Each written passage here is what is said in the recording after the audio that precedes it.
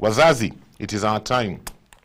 We said last week we'll just be calling this the parenting clinic because it is a clinic. So clinic ya parenting imefunguliwa. Wazazi, tusisukumane, tukae tu pole pole. We are continuing with something we began a couple of weeks ago, talking about the P's of parenting. Today we talk about purpose.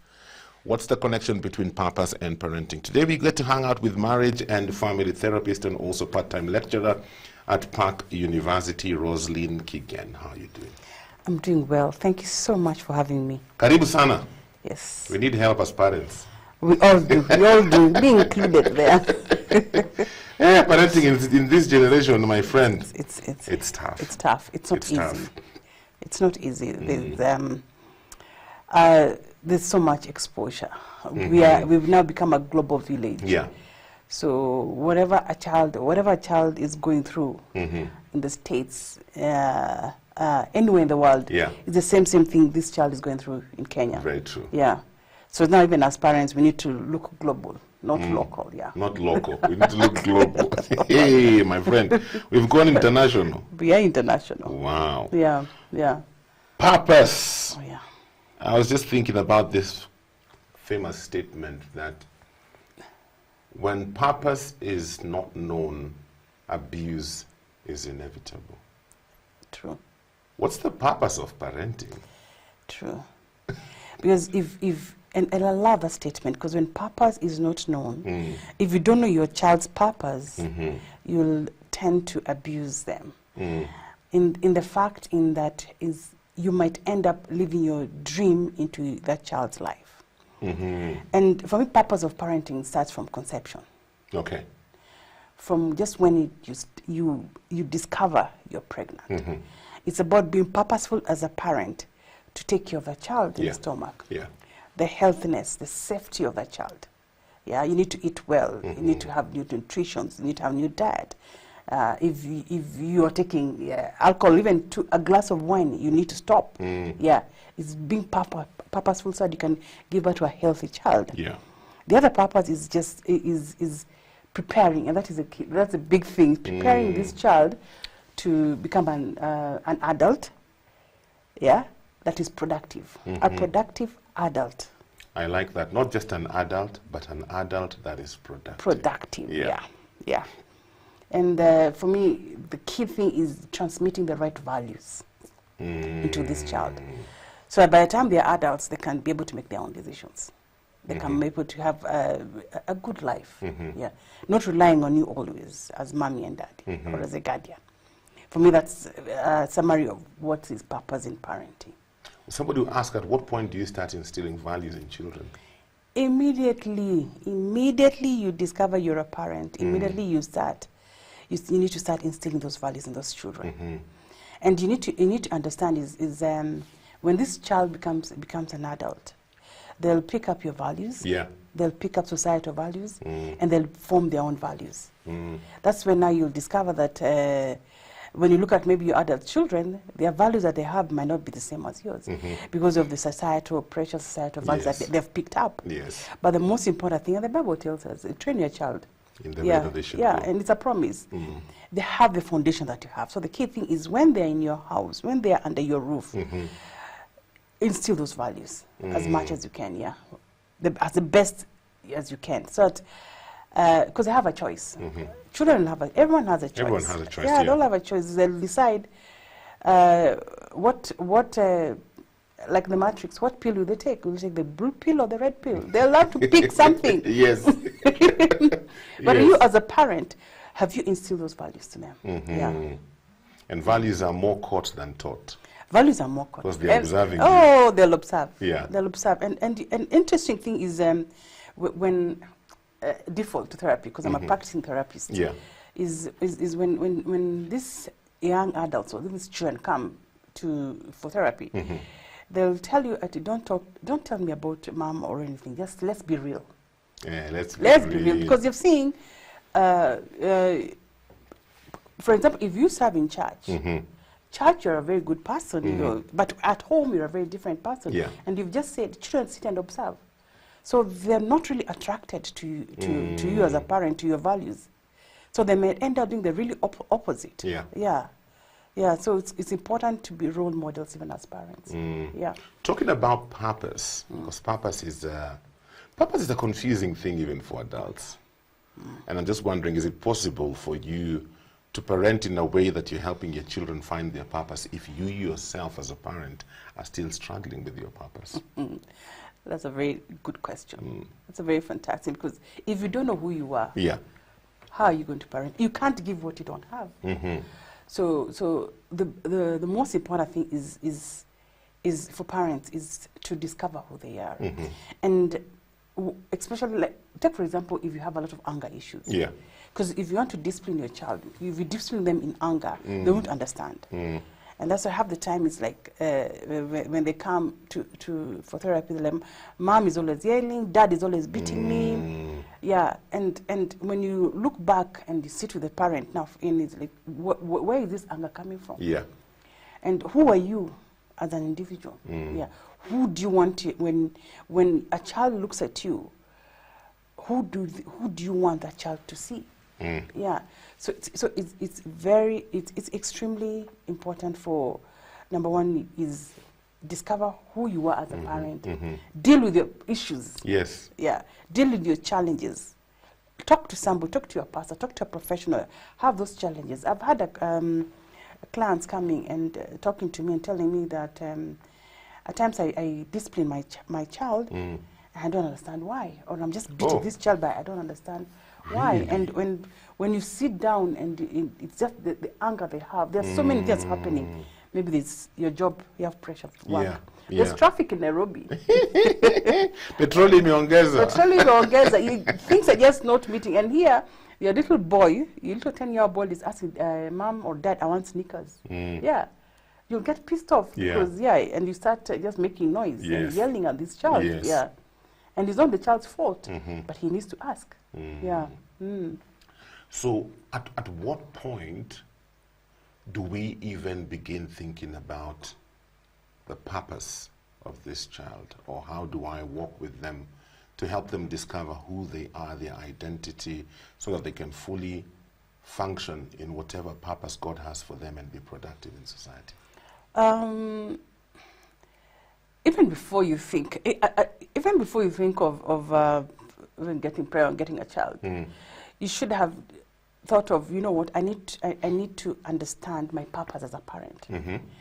My purpose as a parent is to raise a child into a functioning adult, and also it will come a time where I'll separate myself with this child. Yeah, cut that umbilical cord and say, you know what, now you're an adult, you need to make your own decisions. Yes. And the other thing is having a relationship. You need to purpose as a parent to have a relationship with this child. And with that relationship, that's when now you find children say, immediately they go to university, they don't want to go back home. Yeah. They only go home over Christmas for 2-3 days, and then even holidays is an issue. They really don't feel like going home. And if they're invited by their friends, they would rather go there. They'd rather go there because there's no relationship. So you do not purpose. You need to really purpose to have a relationship. And having a relationship is, I count like 4 things. Is being available for this child. Yeah, being affirming. Yeah, being available for the child means you need to communicate, right communication, and not just yelling, but just right communication with this child. Affirm the child. Yeah. Accept, yeah, and be the authority in this child's life. Yeah. Let me take you back to affirming. Yeah. Give us a bit more detail on that. What does affirming look like? Not all children are leaders. Let me give an example. Not all children are born are leaders. Some might be leaders, some might be A students, some might be B, some might even be C. Yeah. And some might be sportish, some might not be not. If you have a relationship and you spend actually time with this child, you'll know your child's temperaments. Yeah. Yeah. And you'll affirm them so they can be the best they can be. Yeah. So if your child is good in football, for example, You need to affirm them. And if that day maybe there's a soccer game and they do not score, you don't go and tell them, how come you didn't score? You missed this chance, you didn't this chance. Affirm them and tell them, you know, you did good. Then you ask them, is there any areas you think you should have improved in that game? They'll sit and they'll talk to you about it. But if you now keep on, you know, you're talking at them, not to them. Not to them. Yeah. They'll end up hating that game. They'll Yeah. never know, and they're very good at that game. They'll end up hating. Even in the same translate even to academics. If you have a child, you know very, very well this child is a B child. Yeah. You very well, I'm not even talking about A. Already an A child. But you keep on comparing. Yeah. Yeah, you're not good. You should have done well. This one, your sisters are doing better. Why are you not doing better? Yes. Yeah, I think you need tuition. That child will resent, and they'll rebel, and they'll end up saying, "I don't think I'm good." Yeah, I don't think I'm good in this. I don't think I'm good in this. So affirmation is just looking at your child's strength and affirming them, and talking them to their best, and talking them and helping them walk through to the best of their abilities they can. Yeah, not talking at them, is talking to them to their level. Yeah. Yeah. And I think that's very important, especially the realization that our children are gifted differently. Yeah. Yeah. And my children may not have the same gift that I did. There's something you said when we were beginning this conversation, and I think it's a struggle for many children where their parents want to live out their dreams through their children. You know, so because this is what I really wanted but I never attained it, then my child has to attain it. Or because I am a professor, my child also has to be a professor. Yeah. You know, in this family we are academics. Na kijana anataka kuwa DJ. Anataka kuwa DJ. Utahama. How do you deal with such scenarios? And interestingly, DJs make money. Oh yeah, It's about money. they DJs make good money. They make good money. Yeah, you can't compare the money they make with a professor. Now we know. Now we know. Yes, yes. Yeah, but, and that is very common. Of trying to grow your dream, what you lacked, you're trying to push into your children. Into your children, and you're pushing your children to rebel. Yeah, you're pushing your children to rebel, and it's not good. Yeah, and the Bible says, don't push your child. It says, don't do that. Fathers, in fact, it tells fathers, try not to. Yeah, yeah, because you're pushing that child to rebel against you. So why can't you just understand what does this child want? And if the child wants to become a DJ, why don't you introduce them to the right? Because we have even Christian DJs that are doing very well. Yeah. So why don't you, as early as possible, instead of wasting your money and taking this child to do medicine? And honestly, I've seen children who have done even engineering, medicine, all those things, and they have come and they're finished because they want to obey. There's a foundation you did of obey. I'm doing this for my parents. They finish, immediately they finish, they'll come. Nakuletea certificate. Yeah, you're the one who's going to celebrate it, but they'll do something else. Yeah, they start doing wiring of cameras because that's what they loved. Yeah, that's what they love. That's what makes them happy. Yeah. And by that time, this child is what, 25? Utamfanya nini? Nothing. But imagine if you had invested in what that child likes as early enough, and you've known that child early enough. The child will be very far.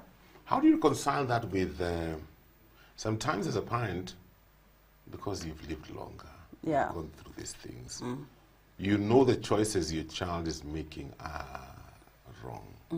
Okay, or maybe not necessarily wrong, they're shortchanging themselves. They have so much potential for something better, but they just want to go down the easy road. Maybe because everybody seems to be going down that road. Yeah, nowadays everybody wants to be a social media influencer. I don't know who they're influencing. So how do you handle that?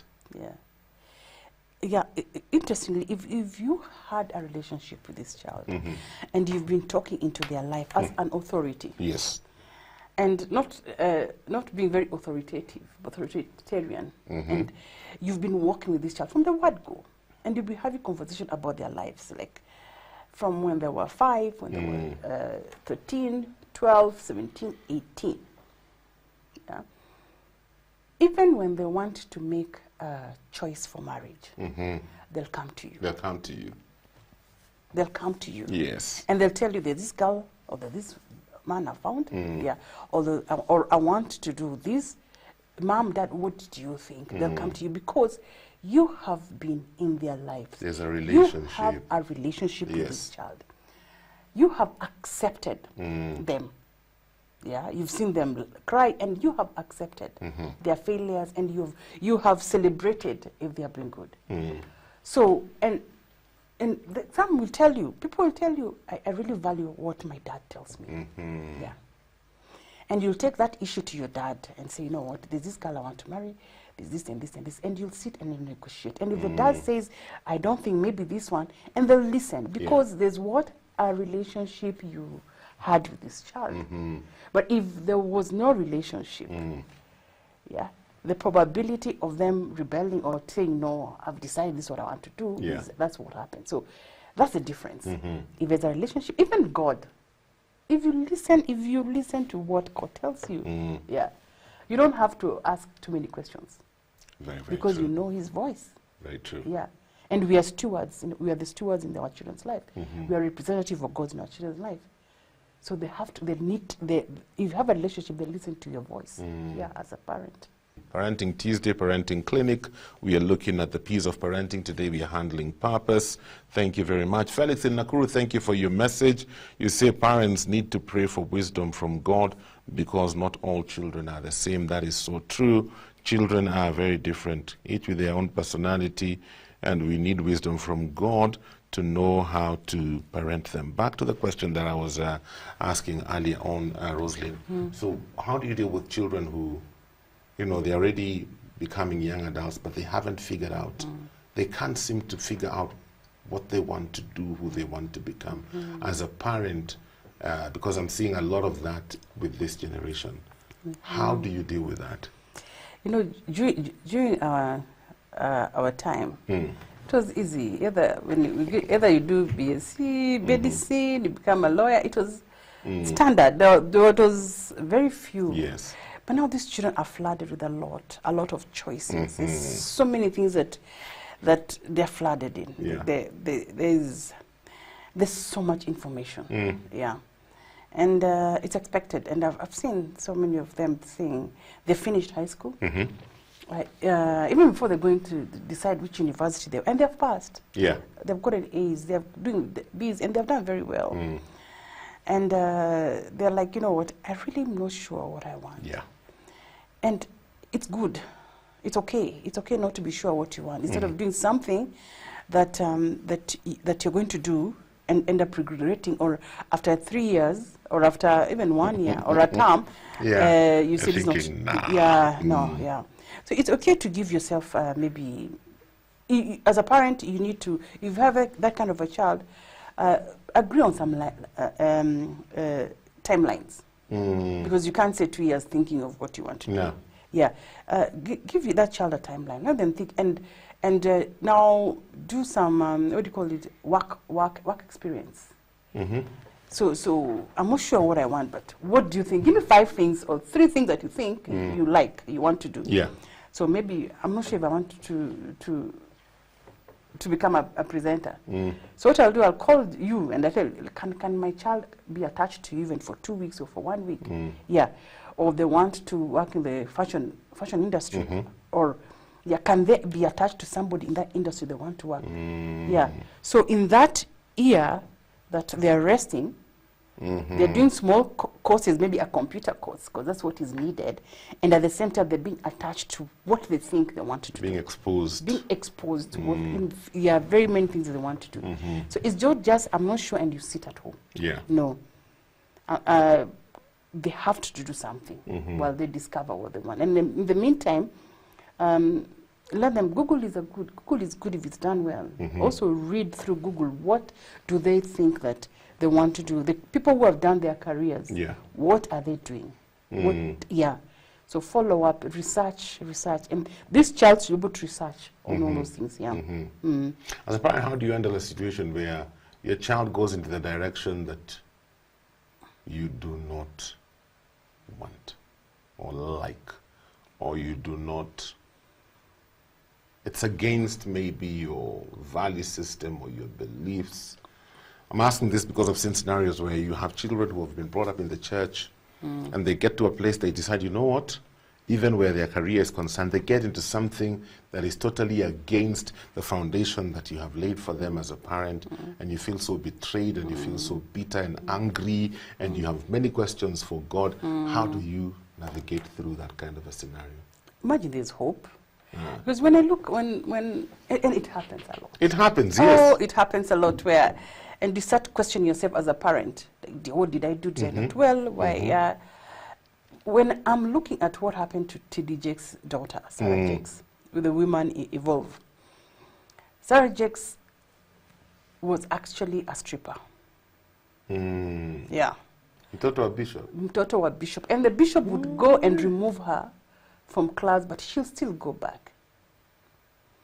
And now, yeah, the other day she was given the she was mantle. given the mantle. The woman that loosed. Yeah. So women are no longer, they're no longer loosed. They're now evolving. She needed to be loosed first before she took Yeah, over. now women, we are loose, now we're evolving. And there's so many people that have seen their children go down the drain. And these are people who they've served in church, they do so many things in church, but the children just decide, and they're good people, and they did purpose parenting, actually. But the children just decided to choose a different Their different routes. I believe is prayer and hope, and still continue being available, being available, being accepting and praying. That child will come back. 100% that child will come back. There's hope. And we have many examples out there. Yeah. So there's hope. Tusiwatupe huko nje. Apana, don't throw your child out there. Come back when you come back to your senses, like the prodigal son. Go and live with the pigs. Yeah, and they come back. They'll have their senses, and they'll come back because of the prayers and the promise that God gave us. Yeah. Yeah. So don't. If it's hurting to see a child who you grew up, you went to the best schools, you did everything. They had mentors, they had coaches, they had, and they're going the opposite of what you expect. Yeah. Yeah. Don't give up on that child. Yeah. Don't give up on that child. Just keep on praying, keep on sending them. Even though it means rehab, take the rehab, but just don't give up on that child. Okay. They'll come back. Okay. Yeah. When the children grow up and they're at the place even where now they're having their own families, you know, as a parent, where do I fit in with this conversation? Do I still need to be there to continue helping my child even where their purpose is concerned? Or do we ever get to a place where now, tulimaliza, now they're their own person, their own individual? For this reason, shall a man leave? And they had better leave, literally leave. You'll never finish to be a parent. Parenting never ends. Because if you have a relationship, your son and your daughter will always come to you, and you'll always have a discussion. But this time it's inclusive. Okay. It's not you alone, because now you've had another member of the family. If it's a boy, you have another daughter. If it's a girl, you have another son. Yeah. Yeah. So it's now inclusive. So you're now parenting an extra person. So you're parenting their family, and if you're giving advice, it's not supposed to be selfish advice. It's advice that will help them as a family. Yeah. Not for you, not for your own, but for them to help them as a family. Because I don't think I'll ever stop being a parent for my children. I'll still be their parent, and they'll still come. Yeah. Your children will still come to you no matter. And do you talk to your dad until now about some issues? Oh yeah. Yeah. Yeah. And he'll give you advice. So it's up to you to decide. Do you take your father's or do you take? Yeah. So I think it's just when you're going to your dad or your parents at an older age and you're married, it's just wanting to find out what do they think. Then now you decide to make a decision if you take it up or not. Okay. But you'll never stop being parents. Okay. Yeah, we are parents forever. We are parents forever. We are guardians forever. Once a parent, always a parent. Always a parent. Yeah, you can't say it's over. No. Sometimes as believers, when we talk about purpose, there's sometimes the purpose conversation can become a bit confusing. I think we complicate it a bit too much.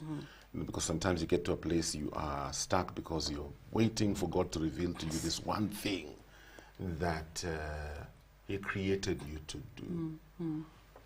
So for us as believers, as we raise up our children, to connect with God, to know Him for themselves, and to find their place in Him, how do we navigate through that, and what are some likely challenges we may face? As believers, for As purpose? believers, yes. Okay. They say that once you get your purpose, you're at rest. Yeah. Because that's the reason why you were brought into this earth. Yeah. And it's very important. It's good and it's important for us also to find that rest. Yes. Yeah. It might not be that peaceful, because now once you get once you know this is your purpose, you're hitting the road running. That's when now you'll discover there's wilderness and no wilderness, because now the Yes. but what I can say is there's a reason why you came to this world. It's not just to chill. It's to solve a problem. It's to solve a problem. Yeah. Yeah. So what problem are you solving? If you know you're not solving a problem, or you're not a solution to anything, then I think you've not yet hit your purpose yet. You don't know why you came to this world. So as believers, we need to raise up and solve a problem. And maybe you're like millions of people solving that same problem, but out of those millions of people solving that problem, there's something unique that you have that you'll sort out. And that's what you're going to go for. Yeah. If you don't know that, then if you meet your maker, they'll ask you, what were you doing? What's up? Yeah, what were you doing? Yeah. What problem did you solve? Yeah. And for parent, and as much as you have your personal purpose as a person, but for children, we are stewards. We are their stewards. We're their stewards, yeah. And I always believe that the day you go meet your maker, I think he's going to ask you, I gave you 2, 3, 4 children. What did you do? Yeah. You're busy there, a multitude of churches and all that, saving the world. But your children, were you purposeful? In raising those children? Were you purposeful in raising those children to values? Did you give them the foundation they needed? So that when they are making their decision as adults, very true, they have that foundation to tap into. I think that's one of the most important things that sometimes we ignore. Because that value system becomes a compass for the rest of their lives. They always go back. You always think of those verses we did when you're in Sunday school. When you're, and I always tell my children is, when you're low and down, you know those verses you had, those memory verses, those are the ones that are going to bring you up. Those are the foundation. Right now, when I'm doing something, at times I do something that my mom did, I'm like, I'm becoming my mom. Those are the foundations that we need for these children. Because we are the stewards. We've got no choice. Eunice is asking, what about those parents that were not told by their parents, but now they find themselves as parents? How do you handle that? Maybe your parents were never really there to guide you and to walk with you in some of these things, and now you found yourself to be a parent. So because you have no point of bearing where some of these issues are concerned, what do you do? And thank Eunice, at least you're listening. Now you're being taught. Yes. Very true. Very true. And most churches have a lot of parenting classes. There's so much information about purpose parenting on the internet. So if you were not taught growing up, don't look back. Look forward. Look for information. How effective can I be as a purposeful parent? Don't look back. Just get that information. It's there. And we live in an information age. Nowadays, for somebody to say they don't know, Yeah, there's something, or they're hurting. Or they have maybe some things they need to deal with They first. need to deal with those things, Yeah. and they're hurting. They need to release them, because honestly, parental absence during those days was very. It's there, but parents just you give birth and you let your child grow. Yeah. So there's no attachment. So you find a parent becoming a parent, but they know how to build a relationship, because there was no attachment to the caregiver, the mom or the dad. Yeah. Yeah. So there's no relationship. So, and we've said you can't give what you don't know. So maybe Eunice at that stage where she didn't know how to give a relationship, because she did not. She didn't experience She did it. not experience it. Yes. So the best thing now is do the reading. Yeah, ask questions, involve people into this child, right, and start having a relationship with these children. And if they're younger, the better you are. Yeah. I think she's at a good place, because she recognizes there's a gap. And she's seeking to fill it. Yeah. Because sometimes the other tendency would be to play the blame game. You know, my parents never did this for me. What do you expect me to do? Yeah, exactly. And that didn't work. Very true. Yeah. As we are almost running out of time, what encouragement can you give the parent today, especially that young parent? We have a lot of young parents, and there's so much that goes into parenting today. There's so much pressure, there's so much exposure. Sometimes it's just overwhelming. You're thinking, where do I even begin? You know, mimi mwenyewe najitafuta, and I'm supposed to raise up this child and connect them to such a place where they understand who they are and they become something in life. But sometimes the pressures of life are a bit too much. How do you encourage that parent today? They need to be very intentional. Yeah, and there was a parenting class I was doing, and what came out is parents just don't have time, because they're busy looking for money to pay the school fees and all. And in fact, that topic was about time. How do I make myself available? To these children. And interestingly, there's quality and quantity. All you need is just that child, even though it means 10 minutes, 5 minutes, because I know you're busy, of your time, and sit with this child and just have that conversation. Build the 10 minutes you have, because we know you're a busy parent. Connect with this child. Yeah, build that value that you want to see this child, and then be the role model. Be the path that you want the child to grow into. Yeah, be role. Don't be a two-sided person. Yeah. Like this minute you are abusing people in the car. Next minute you're telling your child, do not abuse your teacher. How will they? Yeah. But and God sees our hearts. Yeah. If you're at a place where you're willing to learn, you're willing to understand, you're willing to, the willingness that you have, it will rub off to your children. Yeah. You can't, especially if you're a busy parent. Or, you know what, James, you can even have all the time, but you're still not available. But you're still not available, Yeah, you can be at home, but you're on WhatsApp. Yes. You're on Instagram. You're watching and you're not actually available for those children. So I'd better have a parent who maybe is busy, but when they're at home, that Sunday afternoon when they're at home, they're actually available for the children. Yeah. Very true. Very true. Too many distractions in this generation, and I think most importantly as well, speaking from a believer's perspective, I think it is also our responsibility as parents to help our children to know God. Yeah. You know, because without God, in the confusion that we live in today, you can't survive. You know, I've seen something as simple as taking your children to church with you every Sunday. I've seen the impact of that, because I've seen parents who never take their children to church.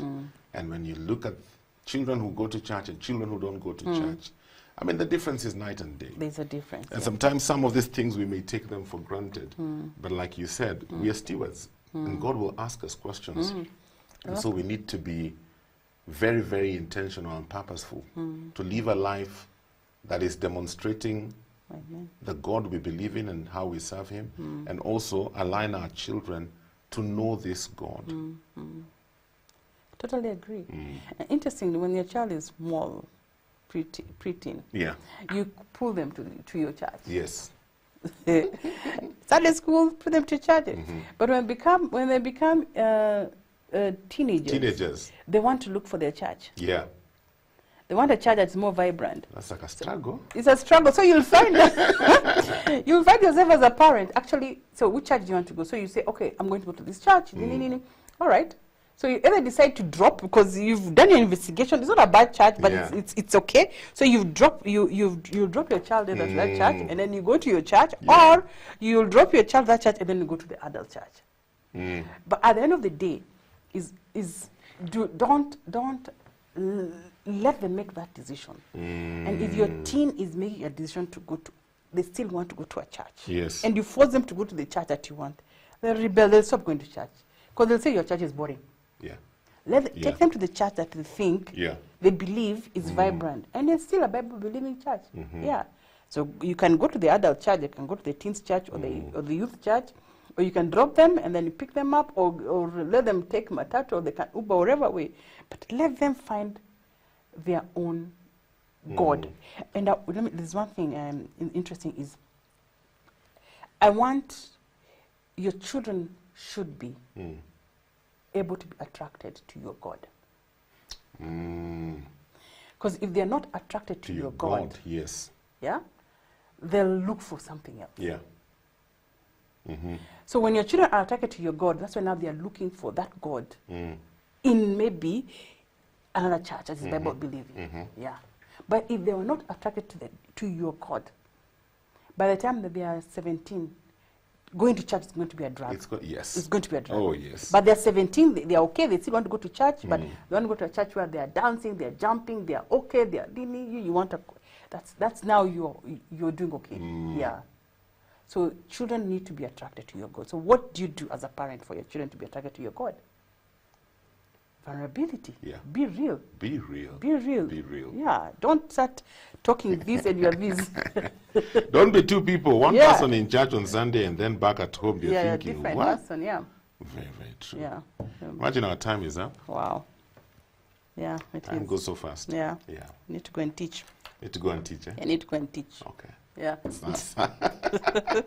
Our time is up for Parenting Tuesday for today. Nafunga clinics. Umesikia daktari amesema anaenda kuhudumia wazazi wengine mahali. Thank you so much. Let's be purposeful parents. Let's raise up our children and align them to the Word of God so that they can find out what God has in store for them.